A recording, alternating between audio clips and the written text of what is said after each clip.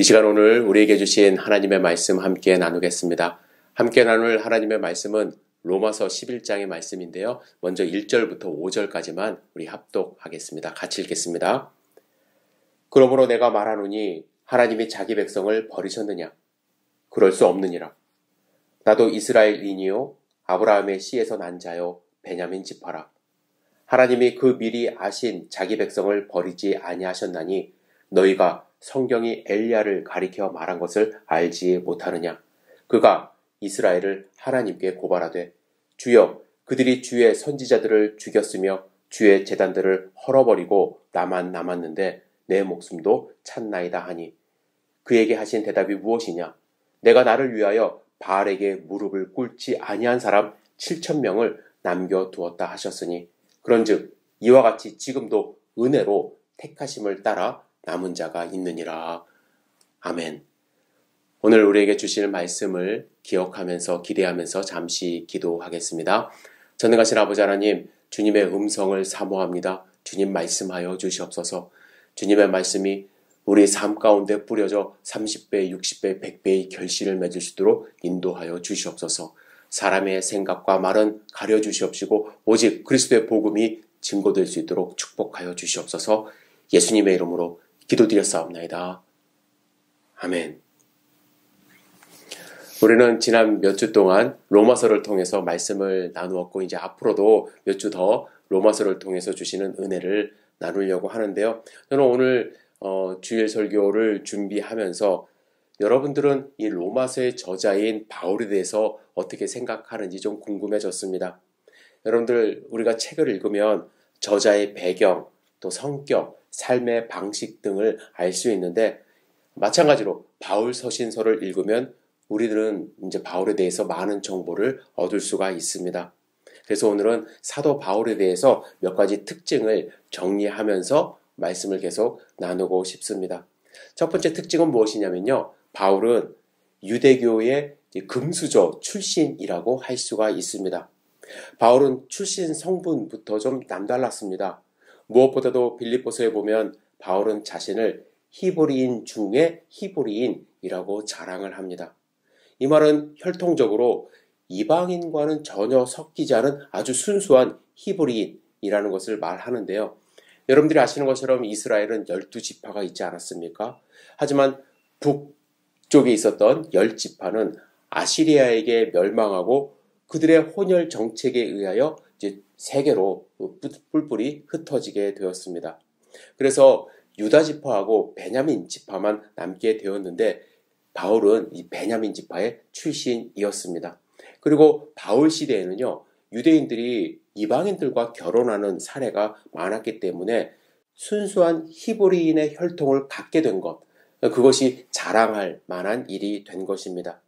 또 그는 스스로 바리새인이라고 이제 자랑하지 않았습니까? 율법적으로는 흠이 없다라고까지 이야기를 했습니다. 바리새인들은 예수님이 외식한다고 이제 비판하셨지만 그들은 613가지의 율법 조항들을 문자적으로 지키려고 노력했기 때문에 일반 백성들에게 존경을 받던 사람들이었습니다. 뿐만 아니라 머리도 되게 똑똑했던 것 같아요. 일단 언어적으로 보면 헬라어, 고대 히브리어, 또 생활 언어였던 아람어에 능통했던 사람입니다. 뿐만 아니라 가말리엘이라는 랍비 밑에서 공부를 했다고 하는데 이 가말리엘은 당시에 3대 랍비 중에 한 사람이었습니다. 그래서 그 밑에서 공부하는 것만으로도 이제 출세가 보장된 그러한 길이었다라고 합니다. 사람들이 우러러보는 그러한 존경의 대상이었죠. 뿐만 아니라 유대인으로서요. 로마의 시민권을 갖고 있었다라는 것 여러분들 잘 아시죠? 당시에는 로마 시민권을 얻을 수 있는 방법이 돈을 주고 사는 방법도 있었고 또 로마의 공을 세우면 황제와의 친분이 돈독해져서 시민권을 얻는 그러한 경우가 있었다고 합니다. 바울은 어떤 경우냐면 나면서부터 로마 시민권을 갖고 있었대요. 그래서 그의 아버지가 황제와 돈독한 친분을 갖고 있었기 때문에 그에게도 로마 시민권이 주어지지 않았나 그런 생각을 해봅니다. 그는 그 당시 유대인들이 바라고 원하던 모든 것을 갖고 있었던 금수저 출신이라고 할 수가 있습니다. 그래서 성경을 보면요, 그가 옳다고 생각하는 일에는 아주 자신감이 있었습니다. 예수님을 만나기 전에 어땠나요? 예수를 믿는 사람들을 붙잡는 일에, 감옥에 가두는 일에 앞장섰던 사람입니다. 스데반 집사가 돌에 맞는 그 장면을 목격하면서 그가 돌에 맞는 것이 옳다라고 그는 생각을 했습니다.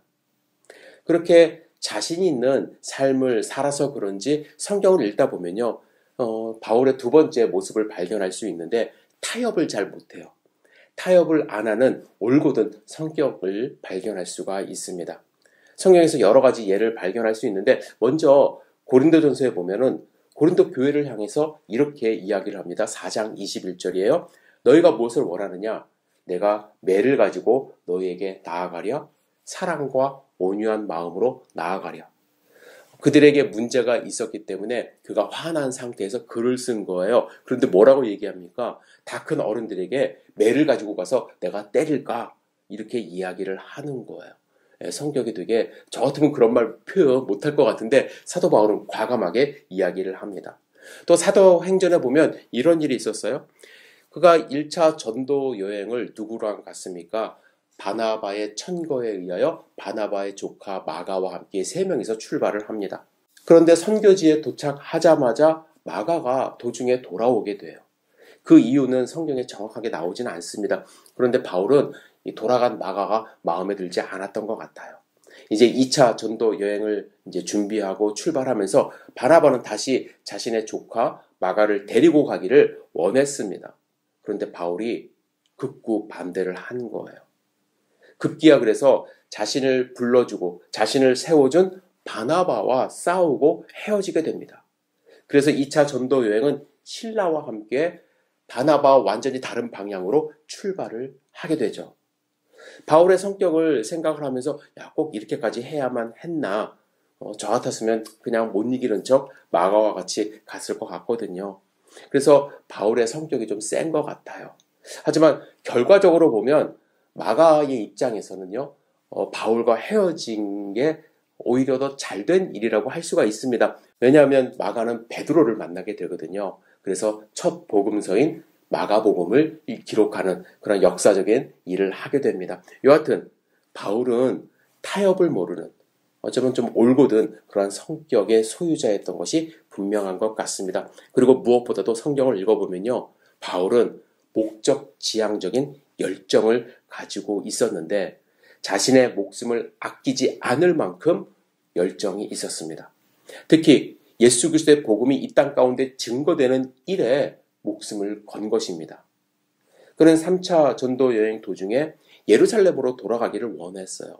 그런데 예루살렘으로 돌아가는 길이 상당히 위험했습니다. 많은 유대인들이 그를 잡아 죽이려고 했거든요. 어떤 사람들은 결사대까지 조직을 해서요, 배에서 만약에 바울을 만나면 같이 바닷물에 뛰어들겠다라고 하는 사람까지 생겼습니다. 하지만 두려워하지 않았어요. 자기의 인생의 목적이 예수 그리스도를 끝까지 증거하는 일이기 때문에 그는 목적지향적으로 예루살렘으로 갔고 어쩌면 일부러 로마 사람들에게 붙잡혀 황제 앞에 서게 됩니다. 제가 가장 좋아하는 성경 구절 중 하나인 빌립보서 3장 10절부터 14절 여러분들 천천히 함께 읽어보도록 하겠습니다. 내가 그리스도와 그 부활의 권능과 그 고난의 참여함을 알고자 하여 그의 죽으심을 본받아 어떻게 해서든지 죽은 자 가운데서 부활에 이르려 하노니 내가 이미 얻었다 함도 아니요 온전히 이루었다 함도 아니라 오직 내가 그리스도 예수께 잡힌 바 된 그것을 잡으려고 달려가노라.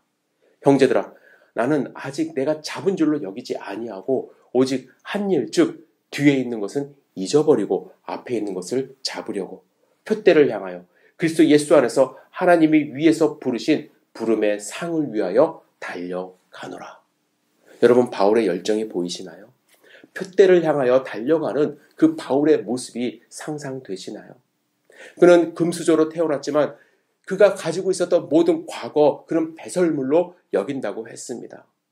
물론 올곧은 성격으로 바나바와 싸우는 일이 있었지만, 그래서 헤어졌지만 그를 비난할 수 없는 이유는 자신의 이익을 위해서 그런 것이 아니라 목숨 걸고 끝까지 복음 전하기 위한 목적 때문이었다는 것을 우리는 알고 있습니다. 여러분, 그렇다면 바울은 왜 이렇게까지 자기의 목숨을 걸고 과거의 모든 것을 배설물로 여기면서까지 복음을 증거하는 열정을 갖게 되었을까? 오늘 본문을 묵상해 보면 11장을 묵상해 보면요. 그가 가진 열정의 이유를 발견할 수 있는데 무엇보다도 그는 확신이 있었기 때문에 그래요. 확실한 믿음이 있었어요. 본문을 읽으면 바울은 그럴 수 없느니라 라는 말을 합니다. 뒤에 이제 우리가 읽은 5절 이후에 보면 한 번 더 그런 말을 하는데요. 없느니라, 그럴 수 없느니라 이런 문구 언제 사용합니까? 그것은 절대로 불가능하다라는 말을 할 때 사용하지 않습니까? 나는 완전히 확실하다. 그래서 절대로 그런 일이 일어나지 않는다라고 말할 때 이런 말을 합니다. 그렇다면 바울이 가진 확신은 무엇일까? 무엇보다도 하나님이 유대인을 버리지 않았다라는 확신입니다.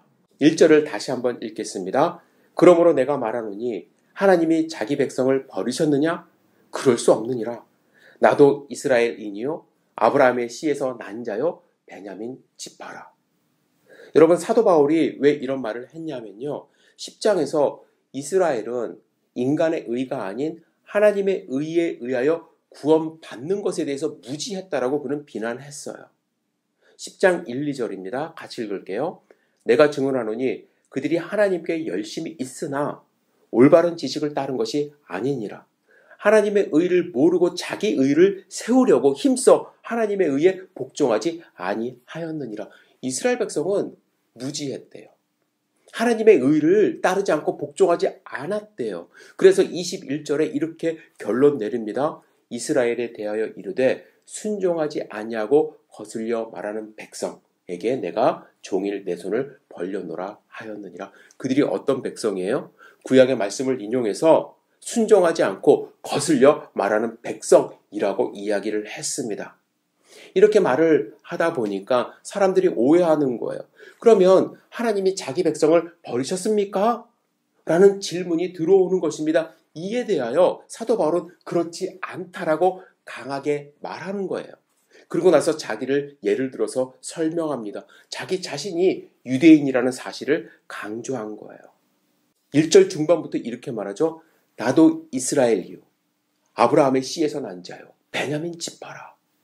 내가 뼛속부터 이스라엘 사람인데 하지만 나는 구원을 받았는데 무슨 소리냐. 하나님은 결코 나도 구원하셨기 때문에 이스라엘을 버리지 않았다라고 이야기를 하는 거예요. 바울은 하나님의 선택과 하나님의 은혜를 알고 있었습니다.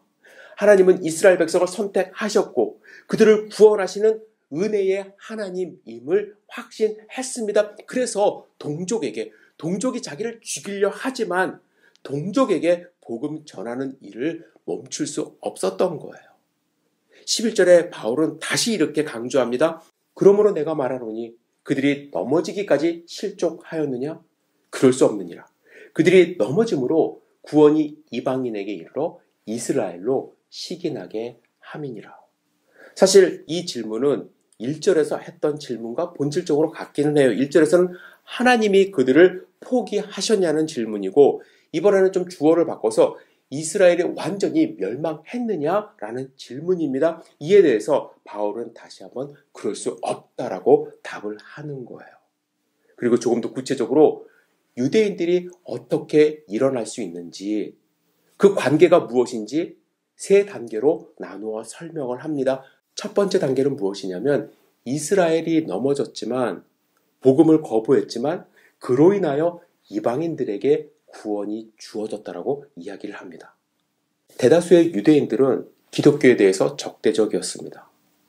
바울이 도시 전도를 하기 위해서 회당에 들어갑니다. 그들에게 예수 그리스도의 복음을 증거합니다. 그런데 똑같은 현상이 반복돼요. 한 3일쯤 지나면 유대인들이 들고 일어나요. 바울을 쫓아내며 죽이려 합니다. 그래서 바울은 유대인들보다는 이방인들에게 이제 전도하기 시작했고 그 결과 많은 이방인들이 회심하여 교회 안에는 유대인들과 이방인들이 함께 구성된 그러한 교회들이 된 것입니다. 12절에 그들의 넘어짐이 세상의 풍성함이 된 거예요. 유대인들이 복음을 거부하고 사도 바울을 핍박했을 때 오히려 그것이 이방인들에게 복음을 증거하는 계기가 되었다라는 것입니다.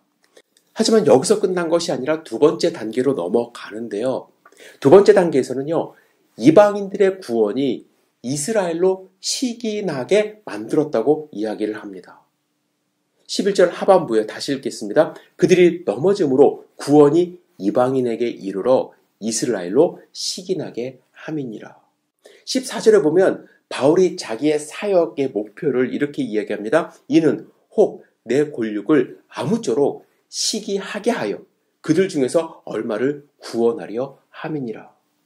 여러분, 이제 본문에서 이야기하는 여기 시기라는 말, 우리는 좀 부정적으로 생각합니다. 하지만 꼭 그럴 필요는 없어요. 존 스토트 목사님은 시기에 대해서 이렇게 말을 합니다. 시기심이 불만족이나 죄된 탐욕만을 의미하는 것은 아니기 때문에 그것이 항상 이기심으로 얼룩진 것은 아니다. 간단하게 말해 시기심이란 다른 사람이 소유한 어떤 것을 자신도 갖고 싶은 욕망이다. 그것이 좋은지 나쁜지는 욕망하는 대상이 무엇이고 그것을 소유할 권리가 우리에게 있는지 여부에 달려있다. 만일 그것이 악하다거나 다른 사람에게 속해 있어서 가질 권리가 없다면 시기심은 죄가 된다. 하지만 그것이 선하고 하나님이 모든 사람에게 누리도록 허락하신 복이라면 그것을 탐내고 나아가 그것을 가진 사람들을 시기하는 것은 가치 있는 일이 된다. 이 당시에 예수님을 받아들인 사람은 대부분 이방인들 아닙니까? 그런데 유대인들이 이렇게 가만 보니까 이방인들이 하나님을 찬양하는 거예요. 성령 충만함으로 살아가는 거예요. 그 모습을 보면서 마음 가운데 시기심이 일어나 그들도 하나님께 돌아오게 된다라는 것입니다. 그것이 두 번째 단계예요. 이제 세 번째 단계를 말합니다. 두 번째 단계에서는요, 그들 중에서 얼마를 얻었지만 거기에 그쳤지만 바울은 이스라엘이 더 충만하게 받아들여지는 그날을 생각하게 되는 것이에요. 그 구체적인 모습이 11장 26절부터 27절에 나옵니다. 함께 읽겠습니다. 그리하여 온 이스라엘이 구원을 받으리라. 기록된 바 구원자가 시온에서 오사 야곱에게서 경건하지 않은 것을 돌이키시겠고 내가 그들의 죄를 없이 할 때에 그들에게 이루어질 내 언약이 이것이라 함과 같으니라. 요약해서 다시 한번 말씀드리면요. 이스라엘이 복음을 받아들이지 않아서 이방인들에게 복음이 증거되었어요. 이방인들에게 복음이 증거되는 모습을 보면서 유대인들이 다시 시기심이 생겨서 그들도 복음을 받아들이기 시작했다라는 거예요. 하지만 결국에는요, 하나님은 이스라엘 모두를 선택하시고 은혜를 베푸시기를 원한다라는 거예요. 하나님의 백성 삼아서 하나님의 나라를 이루기를 원하신다라는 거예요. 그것이 바울이 바라보는 미래이고 꿈꾸는 미래입니다. 왜냐하면 바울은 확신이 있었거든요. 예수 그리스도의 복음은 이방인들뿐만 아니라 당연히 유대인들에게도 온 인류를 구원하는 기쁜 소식이라는 확신이 있었기 때문에 그는 끝까지 비록 유대인들이 그를 괴롭히고 핍박하고 로마에 넘겨주는 일까지 있지만 죽음을 불사하고 복음을 증거하는 삶을 살았던 것입니다. 저는 오늘 본문을 묵상하면서 저 스스로 그리고 여러분들에게 이런 질문을 합니다. 여러분, 확신이 있습니까? 바울은 하나님이 자기 백성을 버리지 않았다는 확신, 그리고 하나님은 온 인류를 구원할 은혜의 하나님이라는 확신이 있었기 때문에 복음을 증거하기 위하여 게을리하지 않았고 죽음도 두려워하지 않았습니다. 바울은 불확실한 것에 휘둘리지 않았습니다. 오직 표대를 향하여 확실한 것을 붙들고 나아갔습니다. 지금 우리에게 필요한 모습이라고 생각합니다. 여러분들은 확신을 가지십시오. 하나님은 모두를 사랑하십니다. 복음이 땅끝까지 증거되기를 원하십니다. 그 확신을 붙들고 복음을 받아들이기만 하면 하나님의 백성 된다는 확신을 붙들고 나아가시기를 부탁드립니다. 확신이 있으면 열정이 생깁니다. 그리고 그 열정은 어떠한 것도 막을 수 없기 때문에 우리의 노력이, 우리의 복음 증거가 세상을 변화시키는 힘으로 태풍으로 변할 수도 있음을 여러분들 아시기를 부탁드립니다. 윌리엄 윌버포스는 1759년 영국에서 태어났습니다. 그는 부잣집 도련님으로 태어난 금수저였어요. 그는 1780년 21살의 나이로 하원 의원에 당선됩니다. 정말 신기한 일이죠. 왜냐하면 그 당시에는요, 이제 매표로 개입된 선거가 관행으로 일어났기 때문에 돈 주고 어쩌면 산 거예요. 그런데 뚜렷한 정치 의식도 없었기 때문에 그는 하원 의원으로서 흥청망청된 삶을 살아갑니다. 하지만 1784년 그는 아이작 밀러와 유럽 대륙을 여행하며 회심을 경험합니다. 밀러와 종교 토론을 하다가 신앙에 대해서 진지하게 생각하기 시작했고 그동안의 삶, 방탕한 삶을 깊이 뉘우치며 참된 그리스도인의 삶이 무엇인지를 생각하고 결심하게 됩니다. 그는 어정쩡한 그리스도인으로서 그리고 어정쩡한 정치인으로 이대로 살 수 없다라고 외치고 인생의 목표를 설정해서 영적으로 또한 실천적으로 참된 그리스도인이 되어야 된다고 주장하며 실천하기 시작합니다. 그는 사회를 변화시킬 수 있는 일이 무엇일까? 그리스도인으로서 해야 될 일이 무엇일까를 고민하고 하나님이 주신 확신을 붙들고 이렇게 일기에 다짐합니다. 전능하신 하나님은 내 앞에 무역 노예의 금지와 풍속의 개혁이라는 두 가지 큰 목표를 놓으셨다. 그 당시 노예 제도를 폐지한다라는 것은요, 어떻게 보면 계란으로 이제 바위를 치는 것이었습니다. 영국 산업에 막대한 이익을 가져다 주는 것이었기 때문에 노예 제도가 의원 중에는 아무도 그의 의견에 귀를 기울이지 않았어요. 하지만 그는 확신이 있었습니다. 그것이 하나님이 주신 사명이라고 생각을 했습니다. 그 확신은 그에게 열정을 가져다 주었습니다. 그는 동료 의원들을 설득해가기 시작합니다. 20년이 걸렸어요. 지속적으로 20년 동안 포기하지 않고 노력한 끝에 노예무역 폐지 법안이 통과되었습니다.